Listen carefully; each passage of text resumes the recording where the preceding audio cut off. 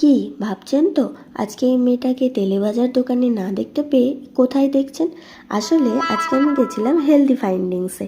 তাই আজকে গিয়েছিলাম রানীবাগানের আকাশ অ্যান্ড মুনিয়া ফ্রুট মার্কেটে, যেখানে আপনারা পাবেন বিভিন্ন প্রিমিয়াম কোয়ালিটির খেজুর, বিভিন্ন রকমের এক্সোটিক ফ্রুটস, বিভিন্ন ড্রাই ফ্রুটস, আরও অনেক কিছু। খেজুরের কোয়ালিটি আর ভ্যারাইটি এখানে দেখলে আপনারা তো পাগলই হয়ে যাবেন। বিভিন্ন রকমের দাম এবং বিভিন্ন রকমের কোয়ালিটির খেজুর এখানে পাওয়া যায়। আমি ছবিতে এত সুন্দর করে দেখিয়েছি যাতে আপনারা বুঝতে পারবেন ওখানকার কোয়ালিটি কীরকম। আর ফ্রুটস প্রত্যেকটাই ভীষণ ফ্রেশ। আরও একটা মজার জিনিস দেখুন। এটা কি আপেল?